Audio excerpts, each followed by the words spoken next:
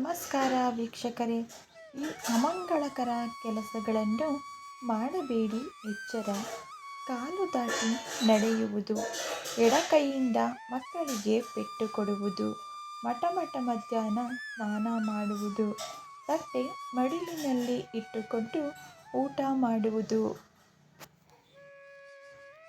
ಊಟ ಬಡಿಸಿದ ನಂತರ ನಿಧಾನವಾಗಿ ಊಟ ಮಾಡುವುದು, ಊಟ ಮಾಡುವಾಗ ಬೆರಳು ನೆಕ್ಕುವುದು, ಮಂಚದ ಮೇಲೆ ಕುಳಿತುಕೊಂಡು ಊಟ ಮಾಡುವುದು, ನಾಲಿಗೆಯಿಂದ ಬೆರಳು ನೆಕ್ಕಿ ಸಿಂಧೂರ ಇಟ್ಟುಕೊಳ್ಳುವುದು, ಸ್ನಾನ ಮಾಡಿದ ನಂತರ ಹಸಿ ಬಟ್ಟೆಯನ್ನು ಹಾಕಿಕೊಳ್ಳುವುದು, ನಿಂತುಕೊಂಡು ಊಟ ಮಾಡುವುದು, ಊಟ ಮಾಡುವಾಗ ಶಬ್ದ ಮಾಡುವುದು, ತಲೆಯ ಮೇಲೆ ಟೋಪಿ ಧರಿಸಿಕೊಂಡು ಊಟ ಮಾಡುವುದು ಇದು ಅನ್ನಕ್ಕೆ ಮಾಡುವ ಅವಮಾನ.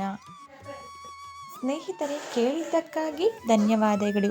ಈ ಉಪಯುಕ್ತವಾದ ಮಾಹಿತಿ ವಿಡಿಯೋ ನಿಮಗೆ ಇಷ್ಟ ಆಗಿದ್ದರೆ ಹೆಚ್ಚಿನ ವಿಡಿಯೋಗಾಗಿ ಚಾನಲ್ನ ಸಬ್ಸ್ಕ್ರೈಬ್ ಮಾಡ್ಕೊಳ್ಳಿ. ವಿಡಿಯೋಗೆ ಲೈಕ್ ಮಾಡಿ, ಶೇರ್ ಮಾಡೋದನ್ನು ಮರಿಬೇಡಿ.